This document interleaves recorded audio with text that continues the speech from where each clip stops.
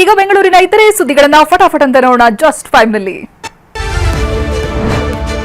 ಜ್ಞಾನಭಾರತಿಯ ನಾಗದೇವನಹಳ್ಳಿಯಲ್ಲಿರುವ ಕೌಶಲ್ಯ ಖಾಸಗಿ ಶಾಲೆಯಲ್ಲಿ ಬೆಳಗ್ಗೆ ಅಗ್ನಿ ಅವಘಡ ಸಂಭವಿಸಿದೆ. ಶಾಲೆಯಲ್ಲಿಂದು ಪೇರೆಂಟ್ಸ್ ಮೀಟಿಂಗ್ ನಿಗದಿಯಾಗಿತ್ತು. 9 ಮತ್ತು 10ನೇ ತರಗತಿಯ ಸುಮಾರು 50 ವಿದ್ಯಾರ್ಥಿಗಳಿದ್ದರು. ಕಟ್ಟಡದ 4ನೇ ಫ್ಲೋರ್ನಲ್ಲಿ ಸ್ವಿಚ್ ಆನ್ ಮಾಡ್ತಿದ್ದಂತೆ ಬೆಂಕಿ ಹೊತ್ತಿದೆ. ಕೆಲವೇ ಹೊತ್ತಲ್ಲಿ ಬೆಂಕಿ ವ್ಯಾಪಿಸಿದೆ. ಅಗ್ನಿಶಾಮಕ ಸಿಬ್ಬಂದಿ ದೌಡಾಯಿಸಿ ಬೆಂಕಿ ನಂದಿಸಿದ್ದಾರೆ. ಅದೃಷ್ಟವಶಾತ್ ಯಾರಿಗೂ ಹಾನಿಯಾಗಿಲ್ಲ. ನಗರದ ಕೆರೆಗಳು ಅತಿಯಾಗಿ ಕಲುಷಿತಗೊಳ್ತಿವೆ.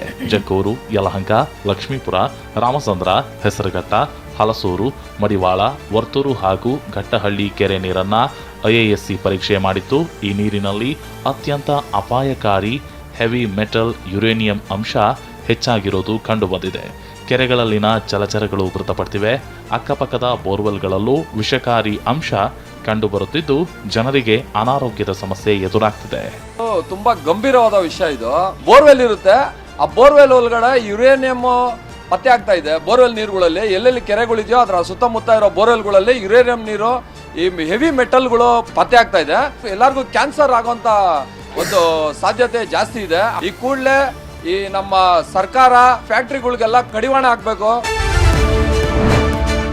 ನಗರದ ಆಕ್ಸಿಜನ್ ಪ್ಲಾಂಟ್ನಂತೆ ಇರುವ ಕಬ್ಬನ್ ಪಾರ್ಕ್ ಸದ್ದಿಲ್ಲದೆ ಕಬ್ಜಾ ಆಗ್ತಿದೆ.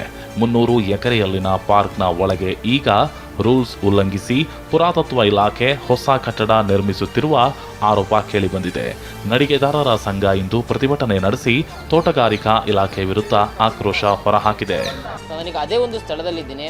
ತೋಟಗಾರಿಕೆ ಇಲಾಖೆ ಕಬ್ಬನ್ ಪಾರ್ಕ್ ಆವರಣದಲ್ಲಿ ಹೊಸದಾಗಿ ಕಟ್ಟಡ ನಿರ್ಮಾಣ ಆಗ್ತಾ ಇದೆ ಅಂತ ಹೇಳಿ ಕಬ್ಬನ್ ಪಾರ್ಕ್ ನಡಿಗೆದಾರರ ಸಂಘ ಅಸಮಾಧಾನವನ್ನು ಹೊರಹಾಕಿದೆ. ಕಟ್ಟಡ ನಿರ್ಮಾಣಕ್ಕೆ ವಿರೋಧ ವ್ಯಕ್ತಪಡಿಸಿದೆ.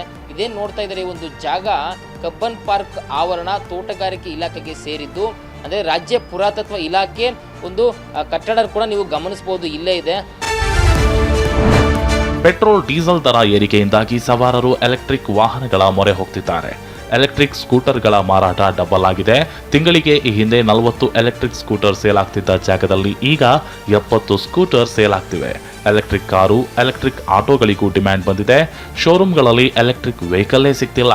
2-3 ತಿಂಗಳು ಕಾಯುವ ಸ್ಥಿತಿ ಉಂಟಾಗಿದೆ. ಸರ್, ಡಿಮ್ಯಾಂಡ್ ಜಾಸ್ತಿನೇ ಆಗಿದೆ. ಡೈಲಿ ಕಸ್ಟಮರ್ಸ್ ಒಂದು 10 ಜನ ಬಂದೋಗ್ತಾರೆ ಕೇಳ್ಕೊಂಡು ಪೆಟ್ರೋಲ್ ಜಾಸ್ತಿ ಆಗಿರೋದಕ್ಕೋಸ್ಕರ. ನಾವು ಬಂದು ಅಪ್ರೋಚ್ ಮಾಡ್ತೀವಿ, ತಗೊಳ್ತಾ ಇದ್ದಾರೆ. ಎಷ್ಟೊಂದು ಜನ ಸೇಲ್ಸ್ ಪರವಾಗಿಲ್ಲ ಆಗಿ ತಗೊತಾ ಇದ್ದಾರೆ. ಯಾಕೆಂದರೆ ಪೆಟ್ರೋಲ್ ರೈಸ್ ಆದಾಗ ಆಟೋಮೆಟಿಕ್ಲಿ ಎಲ್ಲ ಎಲೆಕ್ಟ್ರಿಕ್ ಹೋಗೇ ಹೋಗ್ತಾರೆ.